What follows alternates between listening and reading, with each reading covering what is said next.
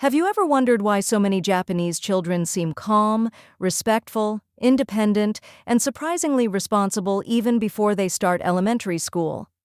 What if the secret isn't hidden in expensive schools, fancy parenting books, or endless rules, but in a handful of lessons taught quietly during the first 5 years of life? While many parents around the world focus on teaching letters, numbers, and academic skills as early as possible, Japanese parents often prioritize something completely different. They focus on building character before achievement, habits before talent, and responsibility before rewards. And honestly, once you see how it works, it's kind of mind-blowing. In Japan, there is a common belief that the first few years of a child's life are the most important for shaping behavior and values. Many parents follow the idea that children learn best not through lectures, but through observation and daily experience. Instead of constantly telling kids what to do, they create environments where good behavior becomes natural. This approach is closely connected to a concept known as shitsuke, which refers to discipline, manners, and proper social behavior. But unlike the strict discipline many people imagine, shitsuke is less about punishment and more about helping children understand their role within a family and community. One of the first lessons Japanese parents teach is consideration for others.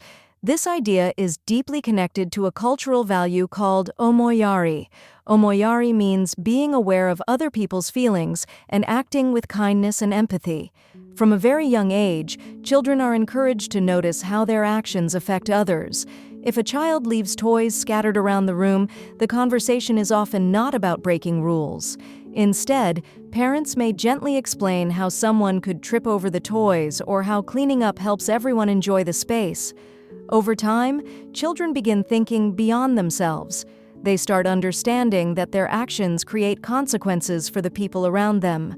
Another lesson taught before age 5 is independence. In many countries, adults often do everything for young children because it's faster and easier.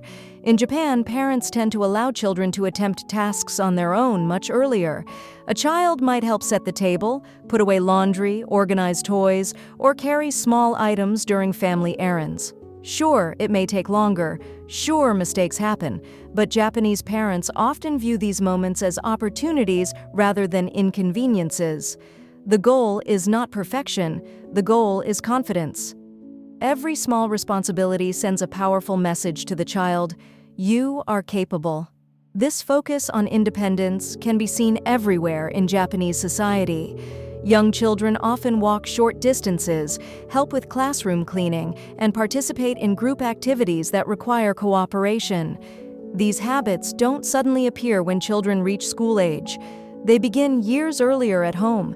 Parents gradually increase responsibility, allowing children to experience the satisfaction of contributing to family life. Over time, independence becomes part of their identity. Japanese parents also place tremendous importance on routine.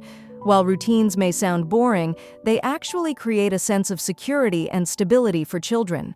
Consistent wake-up times, meal schedules, family activities, and bedtime rituals help children understand what to expect from their day. This predictability reduces stress and makes it easier for children to develop self-control. Instead of constantly negotiating every activity, routines become automatic. And that's where the magic happens. Good habits no longer require motivation because they become part of daily life. This idea connects closely to the Japanese philosophy of Kaizen, which means continuous improvement through small, consistent actions.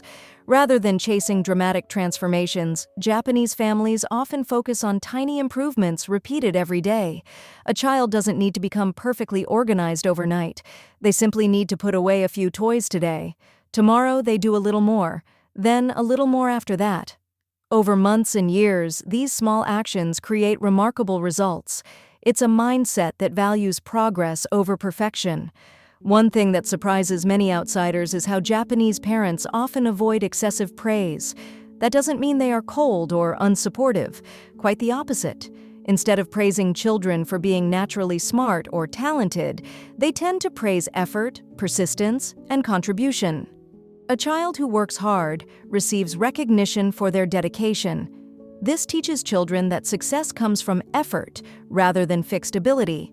As a result, they become more willing to tackle challenges without fear of failure. Another important lesson revolves around patience. In today's fast-paced world, children are often surrounded by instant gratification. Entertainment is available immediately. Answers arrive instantly. Rewards are expected quickly. Japanese parenting frequently takes a different path. Children learn that some things require waiting. Whether it's standing patiently in line, taking turns during activities, or working steadily toward a goal, patience becomes a skill practiced every day. Over time, this develops emotional resilience and self-control. Minimalism also plays a surprisingly important role in child development. Many Japanese households embrace the idea that less can be more. Rather than filling every room with endless toys and distractions, parents often focus on maintaining organized spaces that encourage creativity and concentration. When children have fewer possessions competing for attention, they learn to appreciate what they have. They also develop stronger problem-solving skills because they rely more on imagination than constant entertainment. This minimalist mindset extends beyond physical objects. It influences how families spend time together. Instead of scheduling every moment with activities, Japanese parents often value simple experiences. Walking through a park, preparing meals together, observing seasonal changes, or visiting local festivals become opportunities for learning and connection. These experiences help children develop curiosity about the world while strengthening family bonds. Money habits are also introduced surprisingly early. Japanese children often learn basic concepts of saving, responsibility, and mindful consumption through everyday experiences. Rather than buying every new toy or gadget, families frequently discuss the value of money and the importance of making thoughtful choices. This approach creates a healthy relationship with spending while encouraging gratitude for what they already have. It's a form of practical education that many children carry into adulthood. At the heart of all these lessons lies a powerful idea known as ikigai. While adults often associate ikigai with purpose and fulfillment, its foundations begin in childhood. Japanese parents encourage children to find joy in contributing, learning, improving, and being part of something larger than themselves. Rather than constantly asking what they want to become, children learn to appreciate the value of who they are becoming each day.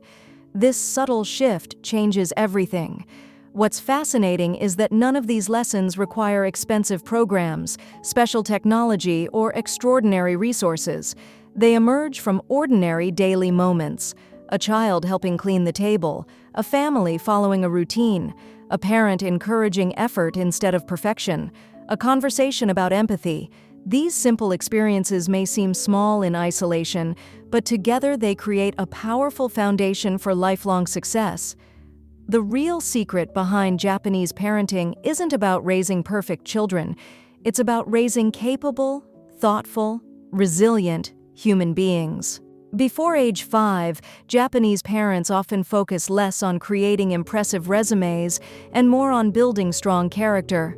They teach children to care about others, take responsibility for their actions, embrace small improvements, appreciate simplicity, and develop confidence through real-world experience. And perhaps that's the lesson the rest of us can learn. The most important skills in life aren't always taught in classrooms. Sometimes they are quietly built through everyday habits, one small moment at a time. When children learn these lessons early, they don't just grow up smarter. They grow up stronger, kinder, and better prepared for whatever challenges life throws their way.